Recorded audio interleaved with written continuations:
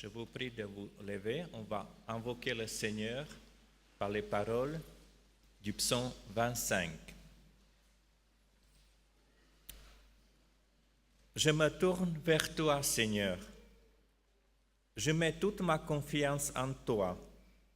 Je ne serai plus jamais humilié. Celui qui espère en toi ne sera pas déçu. Fais-moi connaître, Seigneur, les chemins de la vie. Enseigne-moi les sentiers de la sagesse. Oriente-moi dans ta vérité. Ouvre-moi les yeux. Toi, Dieu mon libérateur, tout au long du jour, je t'attends.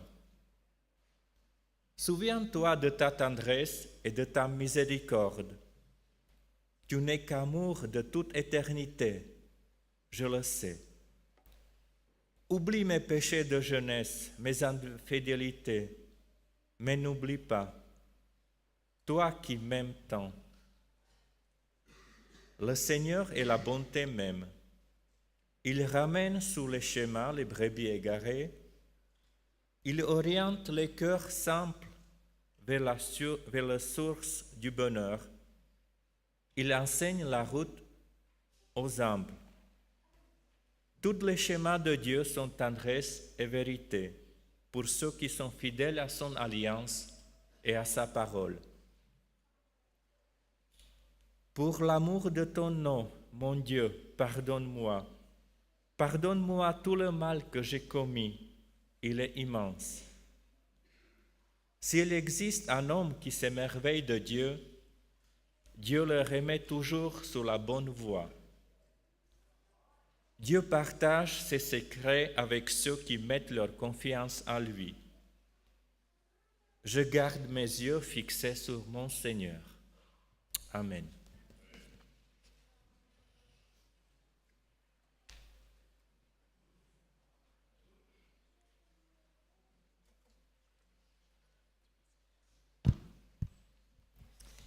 Bonjour, vous pouvez vous asseoir.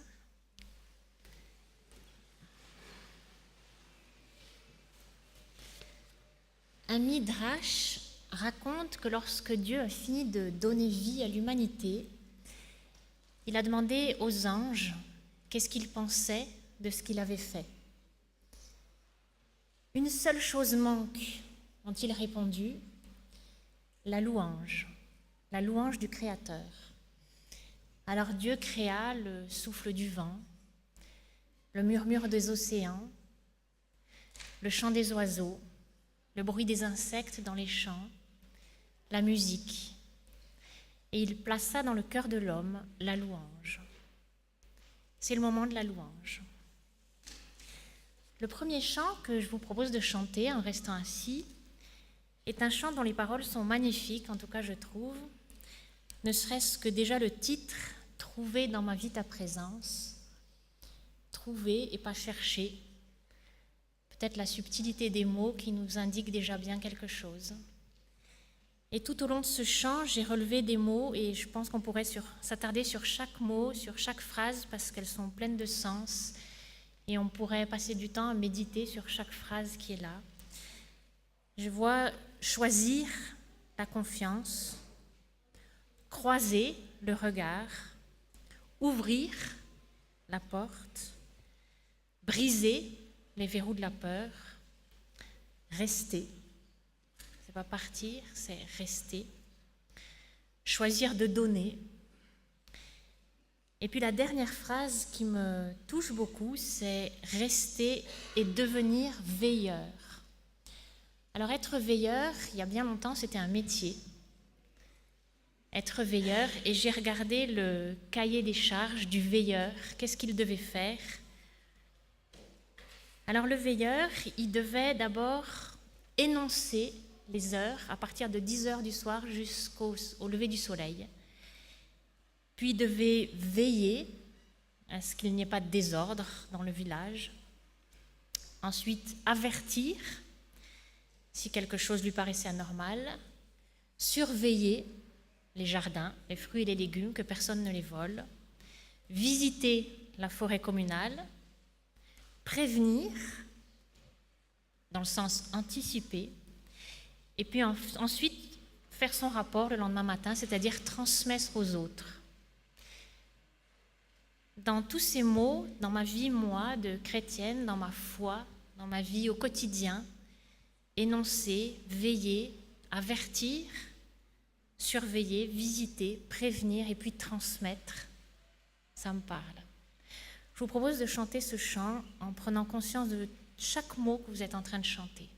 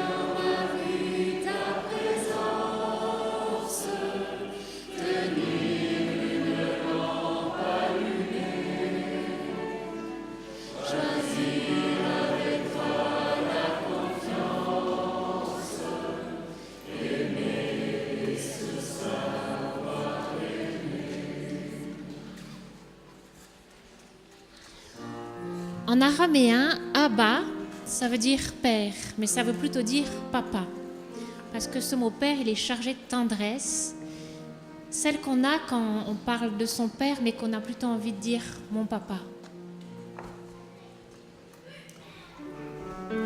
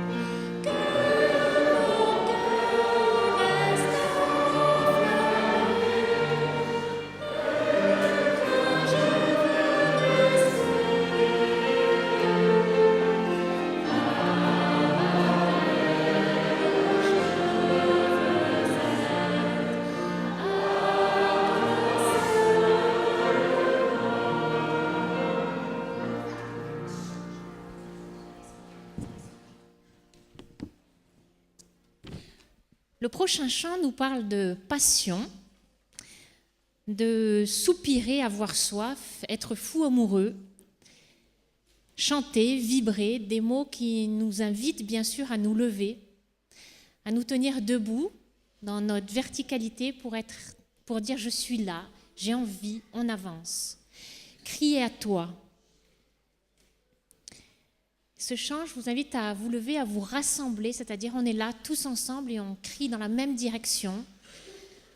On soupire comme une biche, on a soif, on a faim.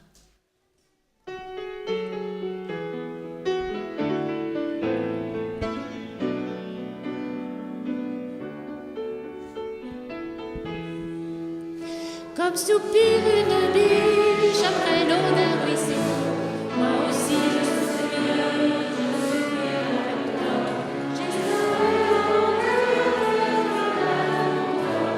Heureux j'en courais vers ta maison, où mon femme rêvait et souriait de toi.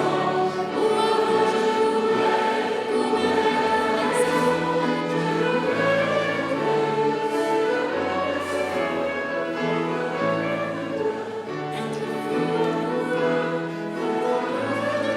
ta maison.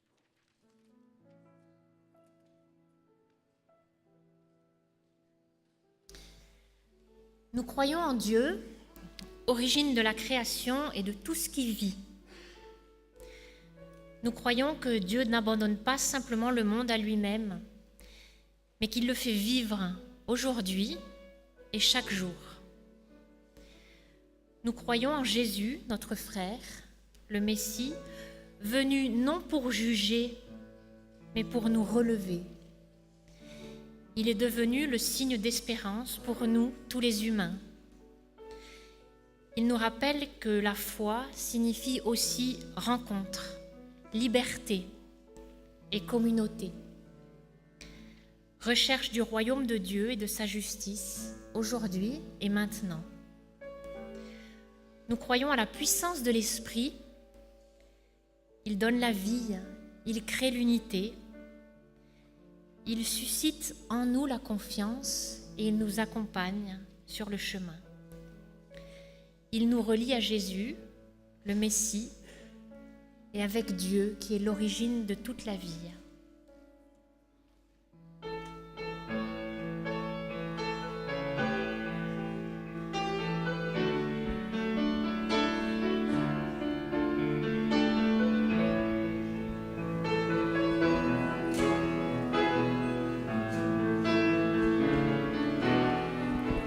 Tendre Père, je te contempler.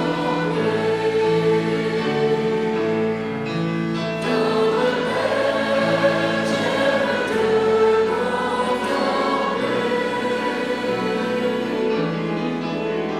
Je t'offre ma vie, je chante ta gloire. Tendre Père, j'aime te contempler.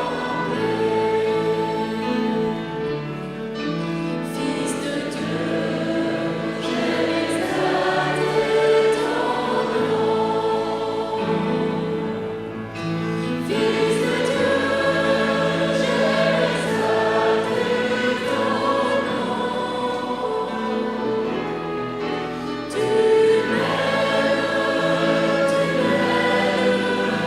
tu combles ma vie. Fils de Dieu, j'aime exalter ton nom.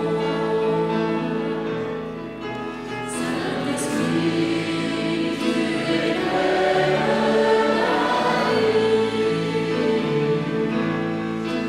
Saint-Esprit, tu élèves ma vie. Tu diriges mes pas, tu restes près de moi. Saint-Esprit, tu éclaires ma vie.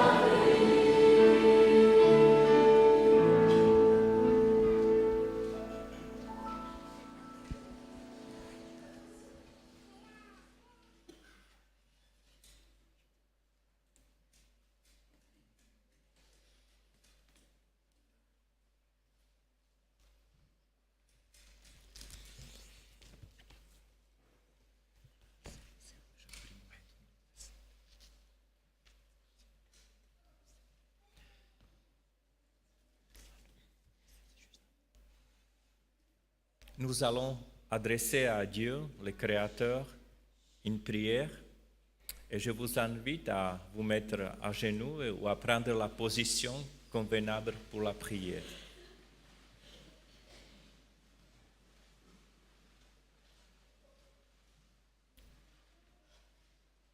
Seigneur notre Dieu et notre Père aimant, dans les paroles que nous venons de chanter, nous avons exprimé notre désir de ta présence. C'est la raison pour laquelle nous sommes venus ce matin. Nous sommes venus dans ce jour de sabbat qui nous rappelle ton projet initial d'un monde de paix, d'harmonie, de communion avec toi et entre toute la création, toutes les créatures. Chaque sabbat, nous pouvons vivre et goûter une étincelle de ton projet d'harmonie et de communion.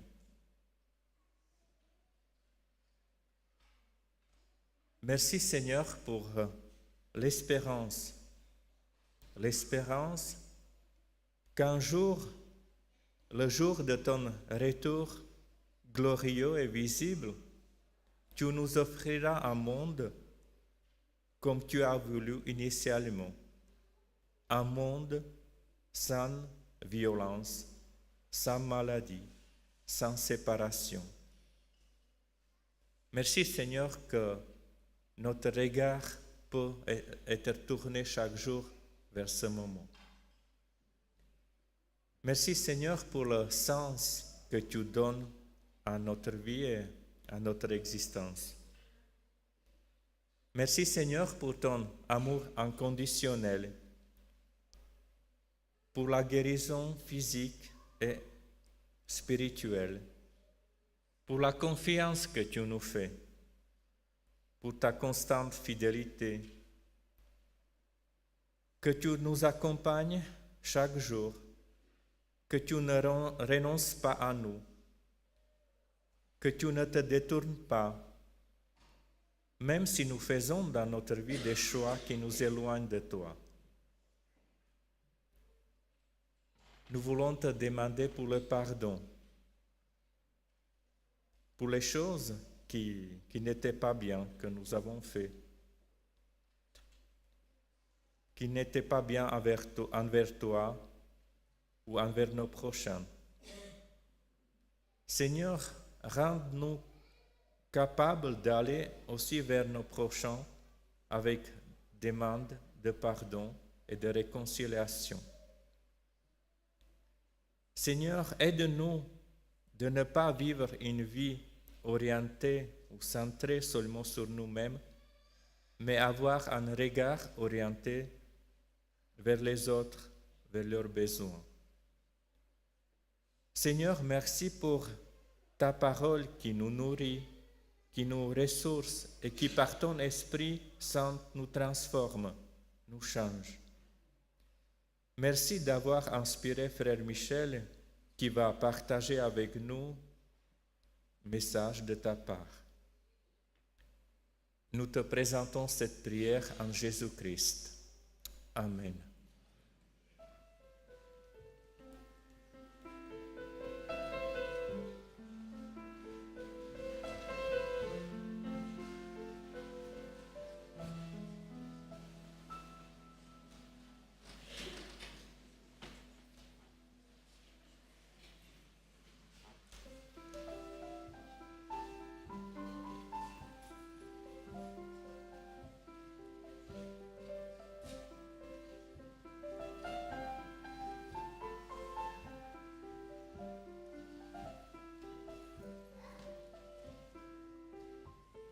Chers enfants, vous attendez cette mélodie qui vous est connue.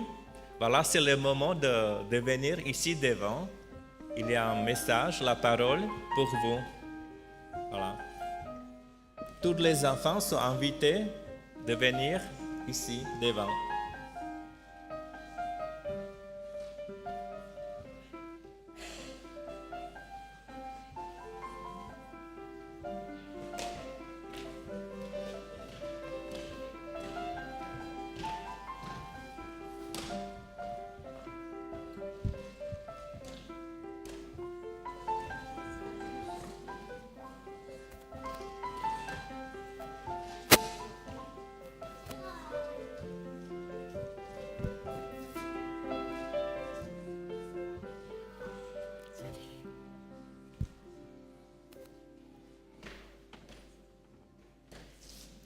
Il faut reculer un petit peu parce que je vais devoir mettre des choses sur le fil.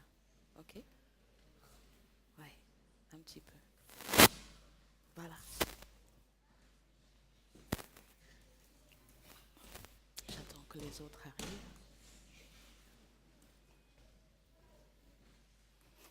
Et je garde ça ici. Bonjour les enfants. Est-ce que les grands m'entendent? Mais c'est pas leur histoire, hein, c'est pour vous. Je vous raconte une histoire qui se passe aux États-Unis. Donc, bien sûr, le garçon s'appelle John. John, c'est un petit garçon, bien beau, comme beaucoup de tous les garçons ici. Très intelligent, mais pas toujours très gentil. En fait,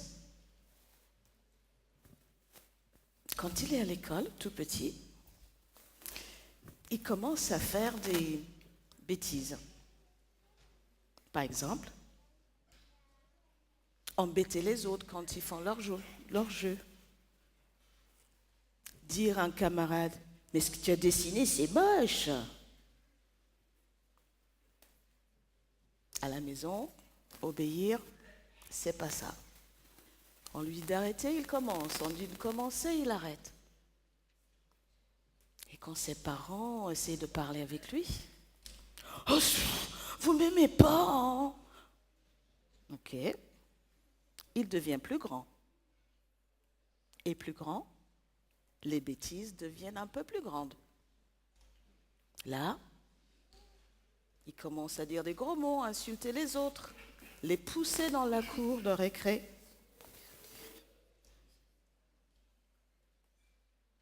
Quand les parents essayent de raisonner avec John et dire « John, c'est pas comme ça qu'il faut se comporter », John, toujours en train de m'embêter, c'est parce que vous m'aimez pas. Non, c'est mieux, oui. Est-ce que vous pensez que quand les parents disent qu'il ne faut pas faire des choses, que c'est parce qu'ils veulent vous embêter, parce qu'ils ne vous aiment pas? On a l'impression, quand j'avais votre âge, parfois c'est ce que je pensais. Et John, il n'écoutait pas. Il grandit encore, et là, il devient un jeune homme, bien costaud et fort, mais qui n'aime pas trop travailler. Il aime quand même les belles choses.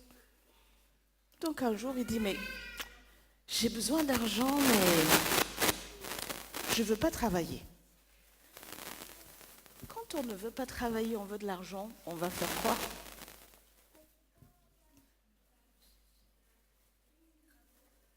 Il ne voulait pas travailler. Donc comment est-ce qu'on va trouver de l'argent? Oui. Oui, il a trouvé une vieille dame et il l'a poussée par terre et il a arraché son sac.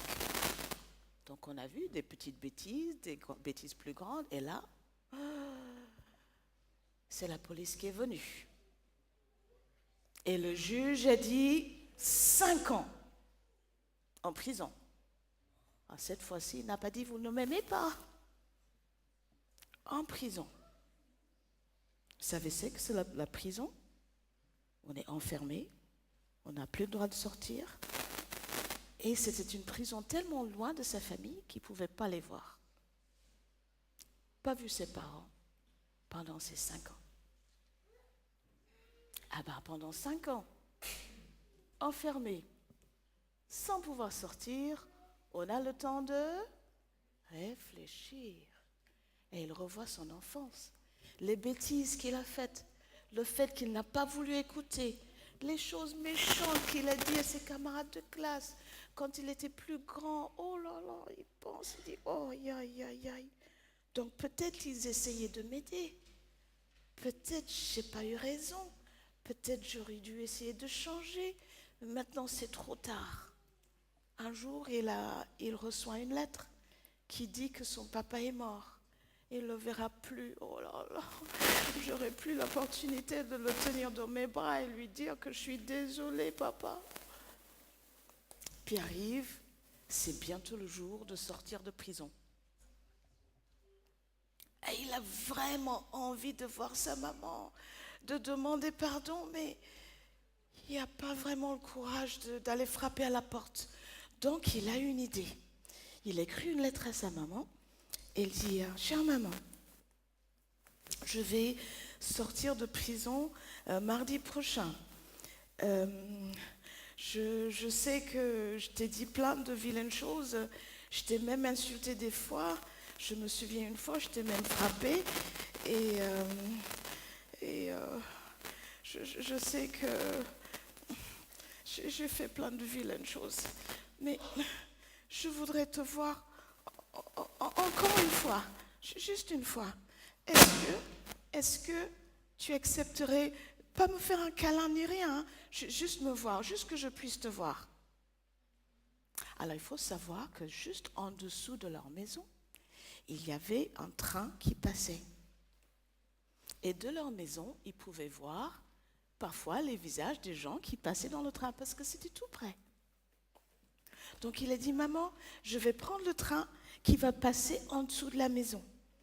Et si tu acceptes que je viens juste te voir, pas un câlin ni rien, juste te voir, est-ce que tu peux accrocher sur le fil à linge un mouchoir blanc? Et comme ça, je saurai. Alors, à la place de la maman, qu'est-ce que vous feriez? Un fils qui, depuis petit, n'a pas voulu entendre, a dit des méchantes choses. Oui, tu le ferais. Ah ben, elle aimait beaucoup son fils. Donc, elle a cherché un mouchoir.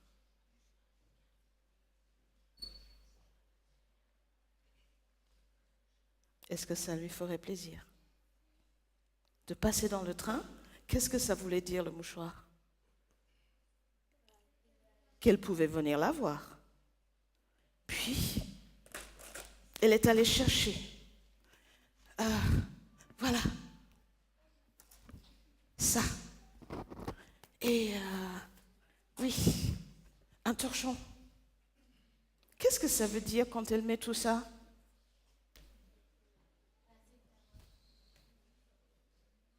Encore un torchon.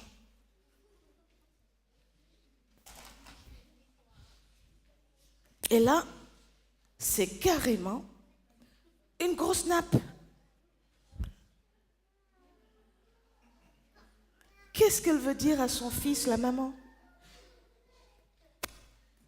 Alors, si un mouchoir veut dire, tu peux venir juste me voir. Qu'est-ce qu'elle veut dire à son fils en faisant tout ça? Qui peut deviner ce qu'elle veut dire? Une chemise, tout ce qui est blanc, qu'elle trouve à la maison. Alors là, qu'est-ce qu'il y a? Un t-shirt. Oui, c'est blanc. C'est ce qui compte. Elle trouve d'autres choses. Une tête d'oreiller.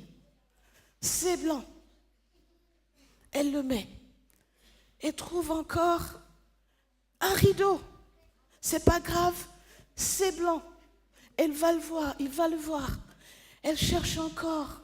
Ah oui, il y a encore des trucs blancs dans la maison. Je cherche. Je les mets. Il ne restera pas 1 centimètre sur le fil.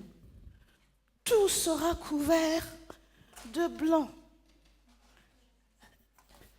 Alors là, encore, voilà, du blanc, partout, du blanc, partout.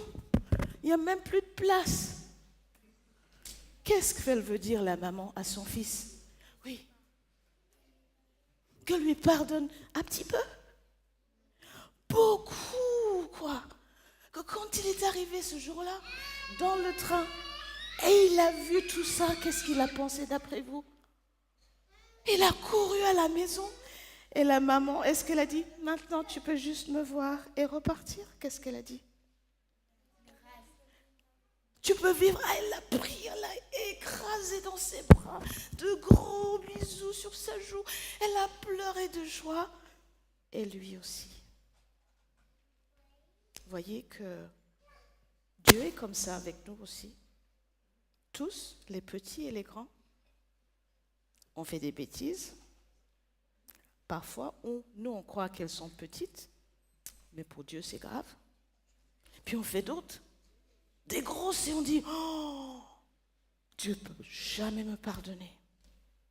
Mais en fait, Dieu, quand on fait comme ce jeune homme, on dit à Dieu, je suis désolée, est-ce que tu peux me pardonner?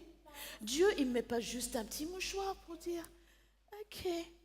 Il met tout, il dit, ouais, Sharon, elle est désolée pour tout ce qu'elle a fait, je suis contente, fière, Sharon, je te fais un gros câlin. C'est comme ça que Dieu nous aime. Donc quand vous faites des bêtises, n'oubliez pas, oui, c'est pas grave, je leur pardonne. Ils ont piqué des pinces. Que Dieu nous aime comme ça. Vous allez vous rappeler de ça? Ok, on va prier ensemble. Seigneur, petits et grands, nous faisons plein de bêtises. Et parfois, on a même peur de venir, de te demander pardonner, ou demander pardonner aux parents, ou aux copains, ou camarades de classe à qui on a fait du mal. Donne-nous le courage d'être honnête et de demander pardon. Et de savoir que toi, c'est pas un petit mouchoir de pardon, mais un fil rempli de drap blanc, de tout que tu as pour nous pour dire je t'aime, je te pardonne. Amen. Allez-y. C'est fini.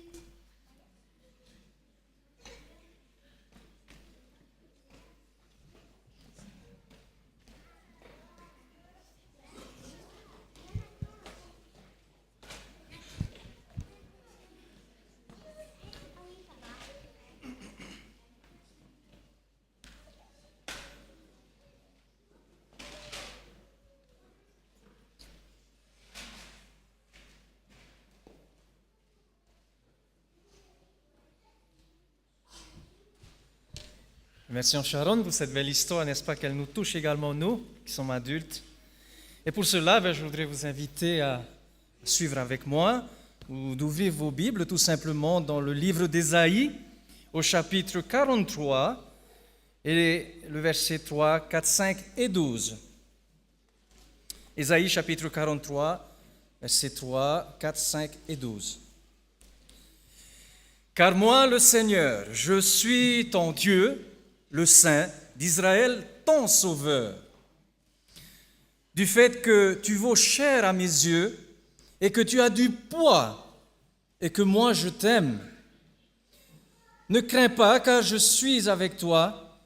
Depuis le levant, je ferai revenir ta descendance.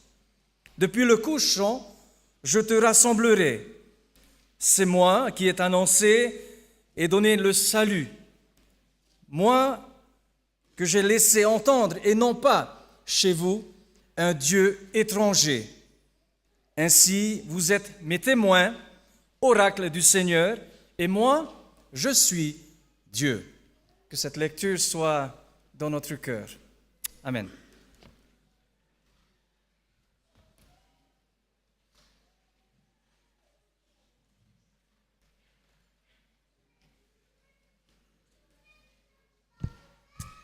Bonjour à toutes et à tous.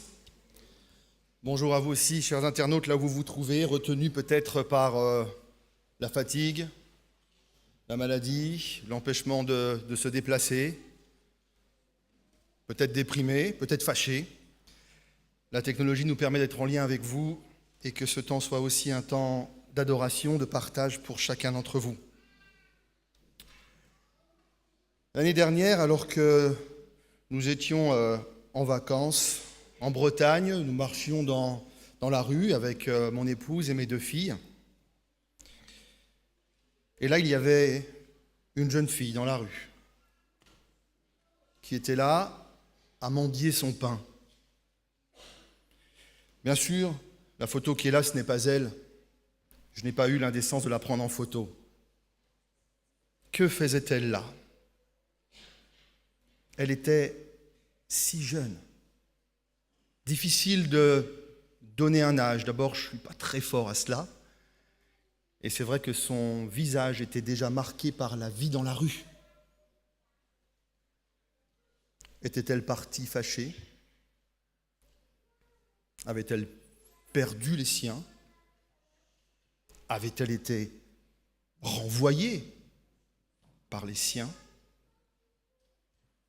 Je ne le saurai jamais. Je ne lui ai pas demandé. Pourquoi? Je ne sais pas. La peur? Peut-être. La peur de ne pouvoir rien faire? Peut-être. Mais je ne lui ai pas demandé. Par contre, mon cœur de père a immédiatement été terrifié. Nous marchions, le trottoir étant plutôt étroit, nous étions 2 à 2 et j'étais à côté d'une de mes filles. Et les seuls mots qui me sont venus n'ont pas été pour cette pauvre jeune fille dont je ne saurai jamais la suite de son histoire. Ils ont été pour ma fille. Et j'ai dit, jamais. Jamais je veux que tu imagines que tu as fait quelque chose de suffisamment grave pour que tu ne puisses pas revenir à la maison. Jamais je ne veux que tu imagines que je t'en veux assez pour que tu ne puisses pas revenir à la maison. Cette jeune fille, je garde son visage à l'esprit. Trop jeune, mais finalement Y a-t-il un âge acceptable pour être rejeté? Elle était trop jeune, mais il n'y a pas d'âge acceptable pour être rejeté. Pour vivre le rejet de ses parents. Parce que l'on ne fait pas les choix qui sont ceux peut-être qu'ils auraient voulu. Le rejet des parents peut-être parce que, comme dans l'histoire de Sharon, on en a peut-être trop fait. Le rejet de ses enfants, parce que ça aussi, ça existe. Alors qu'en tant que parent, vous avez peut-être eu le sentiment de faire de votre mieux. Le rejet de ses amis ou de ceux que l'on croyait être des amis. Le rejet d'un groupe. Le rejet d'une église qui parfois, sous le couvert de sa discipline ecclésiastique, peut faire des dégâts.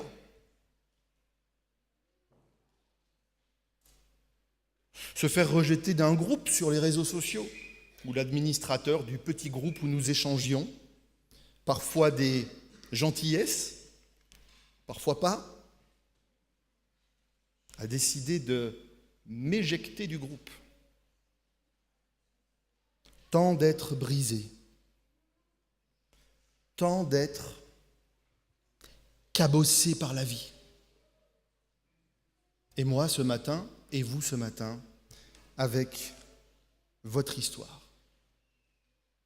Toutes ces situations qui se voient, toutes ces situations qui sont connues, et toutes celles qui ne se voient pas, et qui sont là, qui pleurent et qui saignent à l'intérieur. Jésus, dans l'évangile de Luc, nous rapporte aussi l'histoire d'un père brisé, parce que son fils est parti. Vous connaissez certainement cette histoire. Un fils cassant. Donne-moi mon dû. Qu'est-ce que c'est cette histoire de dû? Je suis encore vivant, fiston. Donne-moi mon dû. Je m'en vais. Et un père brisé qui regarde à la fenêtre en espérant jour après jour que son fils reviendra, qu'il aura à nouveau le droit de l'aimer. Et pendant ce temps, son fils s'éclate, s'égare et se perd. Et finalement, ce fils n'existe plus, non pas aux yeux du Père, ce fils n'existe plus à ses propres yeux. Il est là, assis dans la boue, au milieu de ces porcs, roses peut-être, couverts de boue, puants peut-être. Il est là. Il n'existe plus à ses propres yeux. Il y a peut-être aussi ces périodes de la vie où on n'est pas forcément parti, mais où simplement devant son miroir, on n'existe plus à nos propres yeux. On a parfois peut-être du mal à se regarder en face. Puis vient ce jour, j'aime toujours l'imaginer, où ce père, qui peut-être comme chaque jour, parce que l'histoire ne le dit pas, mais je veux croire que chaque jour, il regardait au loin, il espérait. Et un jour, il y a peut-être une forme encore imprécise qui se dessine à l'horizon, impossible de savoir ce que c'est ni qui c'est. Cette forme se fait plus précise, il n'y a pas de doute, c'est un être humain. Cette forme se fait encore plus précise, il n'y a pas de doute. C'est mon fils. Il va enfin avoir le droit d'aimer à nouveau. Je ne sais pas quel regard ils ont échangé. Le regard du fils était peut-être honteux, brisé à son tour comme l'avait été son père. Et en face, le regard du père, un regard qui n'était pas cassant, un regard qui devait être réparateur, aimant, un regard qui n'attendait pas les mots, ce regard qui avait toujours été là, ce regard dans lequel le Fils se voyait désormais exister à nouveau. Et au fond de lui, il l'a compris dans son errement de vie, ce regard dans lequel il avait toujours existé, là où peut-être il n'avait pas su le voir. Désormais, il existait à nouveau. Il avait du mal à exister pour lui, mais il se voyait vivre dans les yeux du Père. Revenir à la vie, exister à l'amour. L'amour qu'il n'avait plus pour lui, l'amour qui était là, brillant dans les yeux de son papa. Un père qui déclare son amour. À lui aussi, il a dû avoir des mots. Certains nous sont rapportés dans cette parabole de Jésus. Mais peut-être aussi qu'il a pu lui dire ces mots d'Ésaïe. N'aie pas peur. Je suis ton papa. Je tiens tant à toi. Tu es précieux et je t'aime. Le regard s'était fait réparateur, les mots venaient ancrer dans ses oreilles et dans son cœur une déclaration d'amour d'une puissance remarquable. Un amour du Père qui se fait compassion, qui se fait émotion, un amour du Père qui s'incarne en Jésus-Christ. Ce mot compassion qu'on retrouve dans l'Ancien Testament énormément, ce mot compassion qu'on retrouve aussi dans le Nouveau Testament, là où les traducteurs se sont aventurés à une belle traduction où on nous dit parfois que Jésus était ému jusqu'aux entrailles. Parce que ce mot de compassion, c'est un mot typiquement féminin de ce que peut ressentir une maman envers son petit qui est là et qui peut-être bouge dans son ventre, ce lien qui fait que parfois on a l'estomac tout retourné dans une situation ou dans une autre. C'est ça, ce mot de compassion, qui s'incarne en Jésus, parfaite démonstration de l'amour du Père, qui prendra une forme à la fois tragique et extraordinaire sur la croix. Ce texte d'Ésaïe qui nous a été lu tout à l'heure par Mémory et que je viens encore une nouvelle fois d'emprunter quelques mots, ce texte en fait est donné dans un passage très particulier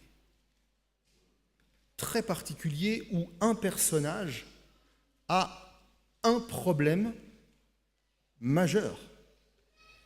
Et ce personnage, c'est Dieu. C'est un contexte dans lequel, et tous les chapitres qui suivent, je vous invite à reprendre pour vous, Ésaïe 43, 44, 45, c'est tout un enchaînement d'un procès d'alliance. Dieu est mis en cause. Dieu est chahuté par son peuple, chahuté par les peuples voisins, chahuté sur ce qui fait l'essence même de sa relation au peuple, l'alliance, expression même de son amour. Il est mis en cause. Et dans cette mise en cause, il commence par ces déclarations d'amour que nous avons entendues tout à l'heure. Mais le texte va aller encore un peu plus loin. Je vais en survoler quelques éléments.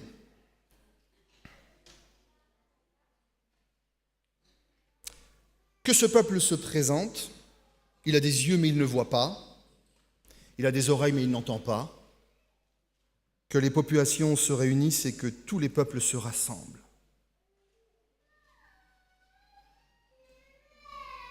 Que les témoins écoutent et qu'ils puissent dire c'est la vérité.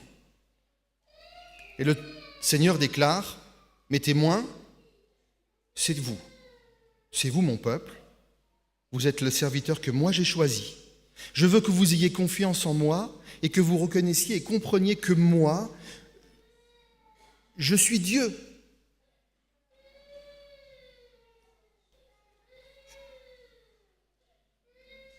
c'est moi qui suis celui qui apporte le salut, qui l'annonce et qui le fait connaître. Vous êtes mes témoins, et moi je suis Dieu.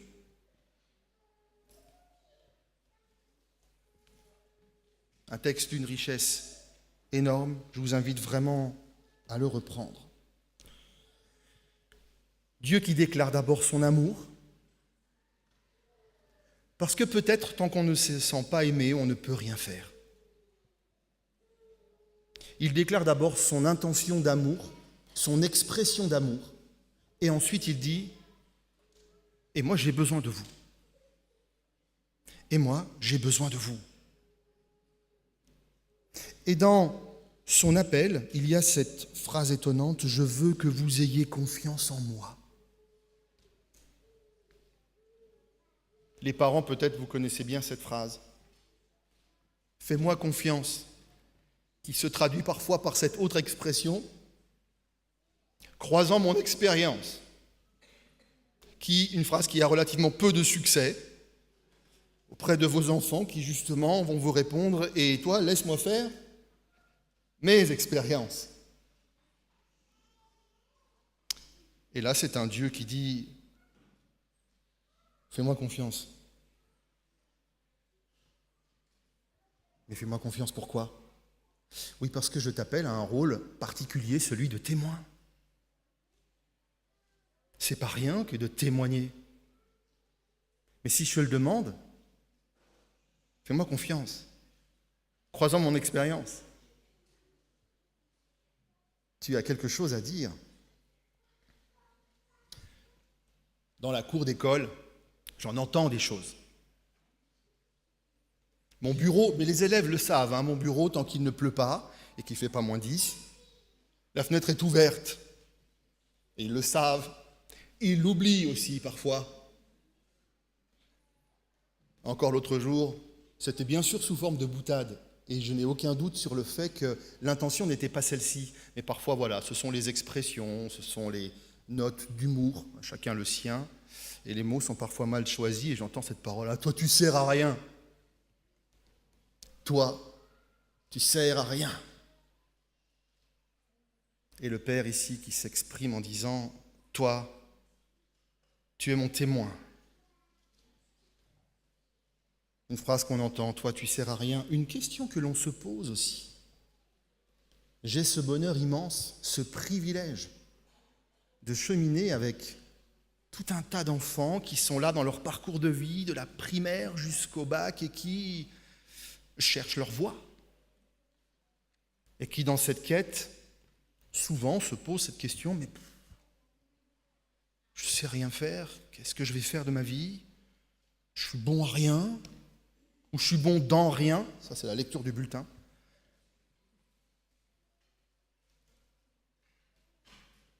Oui, et moi ? À quoi bon pourrais-je servir ? J'aimerais que nous énumérions ensemble quelques personnages bibliques, des figures marquantes de la foi, des personnages hauts en couleur. Le premier, c'est Noah, appelé Noé en français. Noé, qui était ivre. Ok, on dit c'est vrai, il n'avait pas pris conscience peut-être des changements climatiques, on trouve tout un tas d'explications, vous savez, c'est comme aux heures les plus sombres du cyclisme, à l'insu de mon plein gré. En tout cas, il était ivre. Abraham était trop vieux.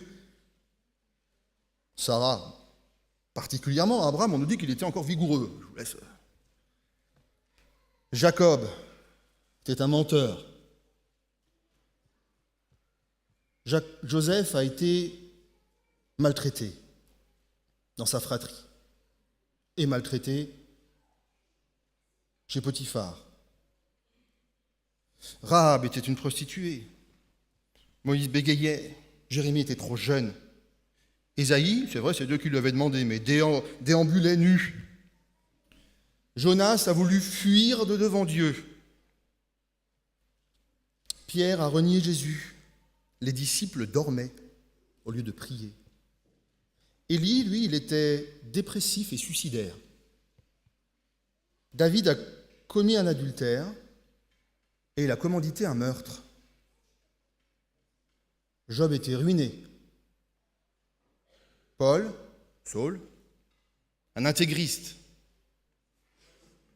On pourrait continuer la liste. Il ne s'agit pas de vouloir, par une forme de plaisir malsain, ternir leur image. Il s'agit de prendre conscience de ce père qui un jour a dû leur dire « Tu es mon témoin ». Sérieusement, à l'image de tous ces personnages, tu penses que Dieu ne peut rien faire de toi? Sérieusement? Le Père nous dit « Je t'aime, tu as du prix à mes yeux, tu es un être de valeur, une valeur ajoutée au témoignage dont j'ai besoin. Je te fais confiance. » Vous entendez ces mots? Je te fais confiance. Quand quelqu'un se place devant vous, vous regarde droit dans les yeux et vous dit « Je te fais confiance ». Le tout gravé dans ce regard d'amour dans lequel il fait si bon se regarder. Vous me direz peut-être, et tout ça, ça change quoi? Ça change tout. Ou alors ce ne sont que des mots, et franchement nous sommes en train de perdre notre temps. Ou alors ça change tout. Il n'y aura pas de demi-mesure.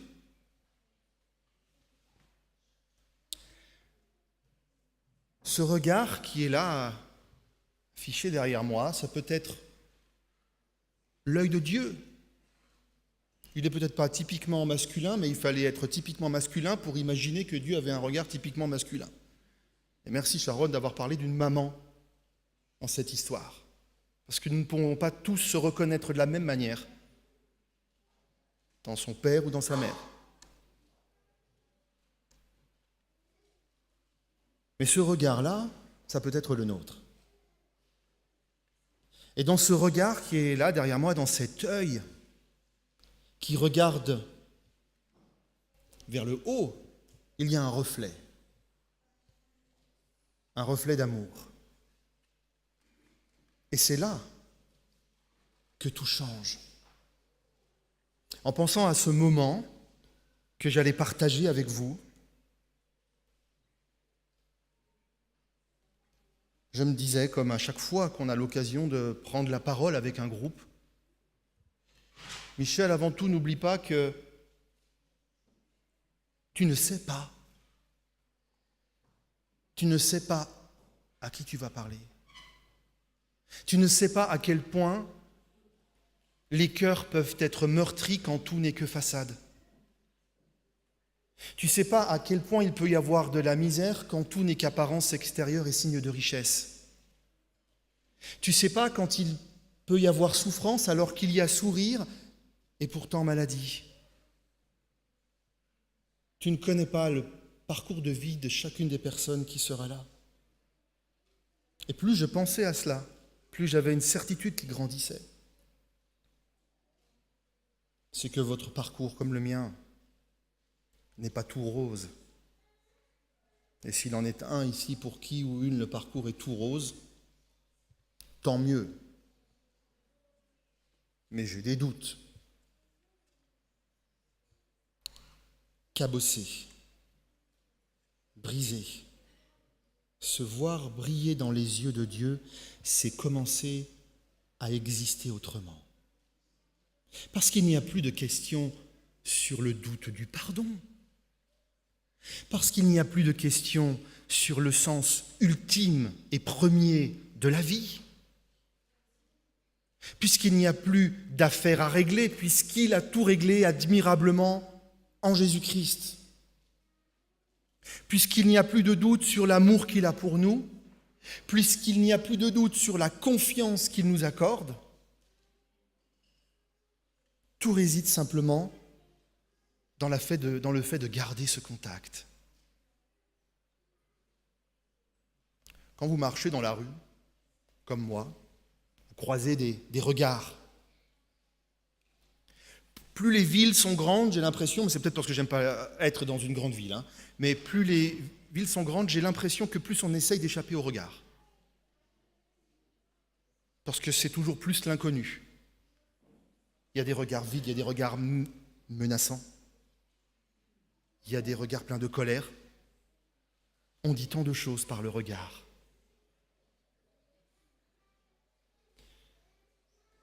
J'ai essayé de réfléchir en préparant ce moment-là, en me disant « Et mon œil à moi, qu'est-ce qu'il reflète ?» Nous ne parlons pas de mots. Nous ne parlons pas d'un nombre minimal de personnes que nous devons atteindre par jour, à qui nous pouvons partager un petit mot sur l'amour de Dieu. Nous ne parlons pas forcément d'un décompte, nous parlons d'un état d'être. Vous connaissez peut-être ce livre, si ce n'est pas le cas, je vous le conseille, Les langages de l'amour. En voilà un qui les manie bien, c'est là encore le Père, qui sait nous le dire, qui sait nous le montrer, qui sait nous le faire sentir, parce que si nous ne sentons plus rien devant cette croix vide parce qu'il est vivant, mais d'abord parce qu'il a souffert, c'est qu'il y a quelque chose que nous avons perdu, qui sait nous l'offrir. Tous les langages sont là. Autrement dit, il n'y en a pas un ou une parmi nous qui ne peut se sentir concerné par cet amour du Père et qui ne peut à son tour être illuminé par cet amour du Père. La question, c'est de faire en sorte de continuer encore et toujours à le recevoir. Nous pouvons peut-être devenir parfois des techniciens du texte et passer à côté des simples mots d'amour.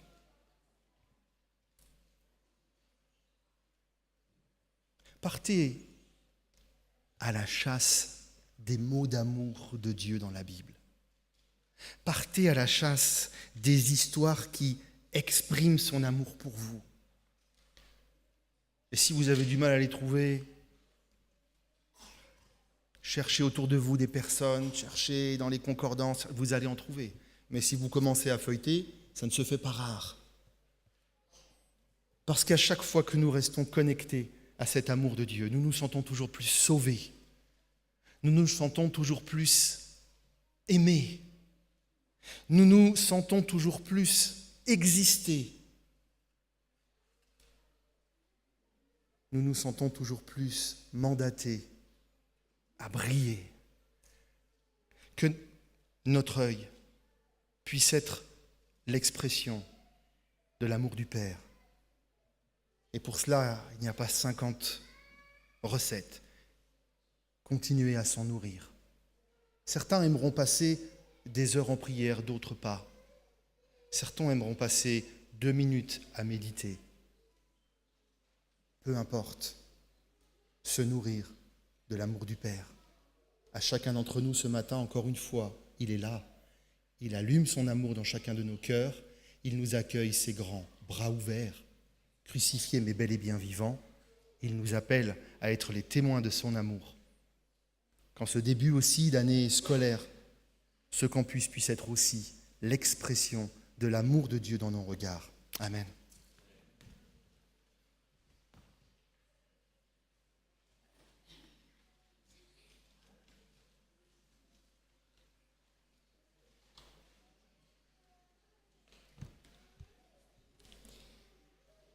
Alors depuis 11 heures ce matin, on a entendu beaucoup de choses. On a chanté beaucoup de mots, on a prié, on a écouté le message de Michel. Et maintenant, pendant quelques secondes, quelques minutes de musique, ce que je vous propose, c'est de retenir peut-être un mot, une phrase, un texte, un verset, quelque chose que vous aimeriez emporter avec vous pour la semaine qui va venir. Une idée, un texte, un mot, quelque chose que vous pressentez qui pourrait vous faire grandir, qui pourrait vous nourrir. Je vous propose de prendre ce temps, de penser à ce que vous voulez emmener de ce lieu avec vous jusqu'à sabbat prochain.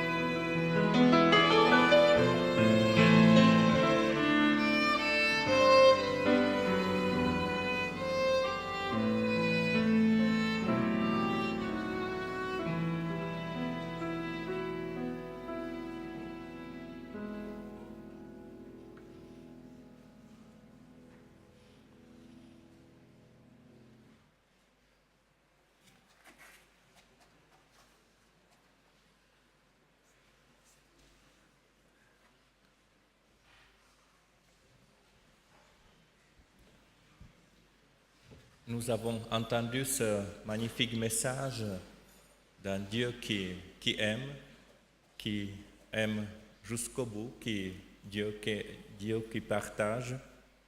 Et nous aussi, nous sommes motivés à inviter aussi de partager nos moyens financiers avec ceux qui en auront besoin. J'invite maintenant le service du diaconat pour passer dans les rangs, pour recueillir les dîmes et les offrandes.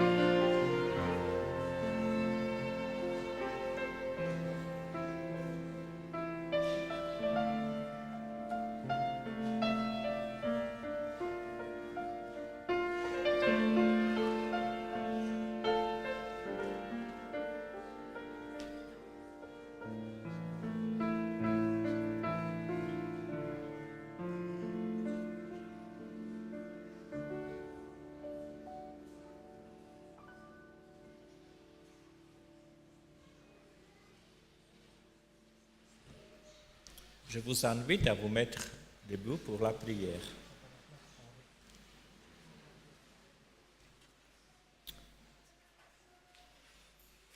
Seigneur, notre Dieu et notre Père, merci pour le message de ce matin où tu nous as rappelé ton amour inconditionnel. Tu nous as rappelé quelle valeur nous avons dans tes yeux. Tu nous as rappelé comment tu comptes sur nous et avec nous. Tu nous aimes malgré nos échecs, nos limites. Et Seigneur, tu nous adresses à chacun de nous un regard aimant, personnel, un regard d'amour, d'attention. Ce regard qui nous transforme, qui nous change, qui nous donne envie de vivre, d'aller en avant, qui nous donne joie de vivre.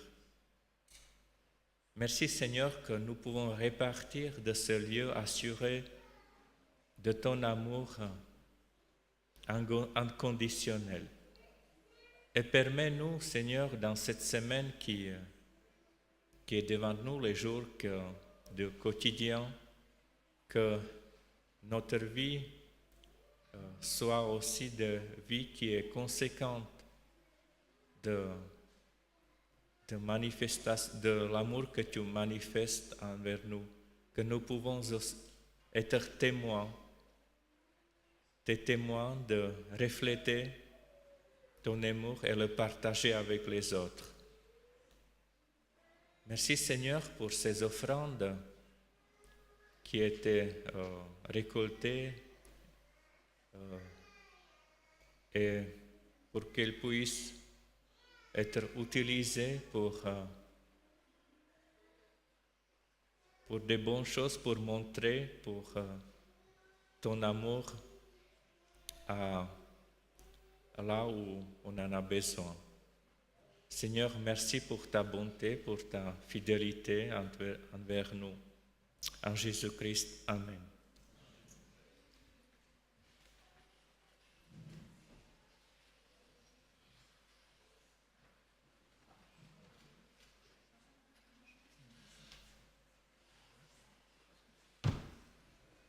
Un dernier chant avant de se séparer, de rentrer chacun chez soi. Victoire. C'est un mot qu'on va prononcer souvent dans ce chant. Victoire, victoire, victoire. Je vous propose de prononcer ces mots en pensant aux victoires que vous allez gagner cette semaine. C'est aussi ça la foi, c'est de crier victoire avant. On a tous des petits combats, des grands combats dont on voudrait sortir victorieux. Alors je vous invite à chanter ces mots victoire.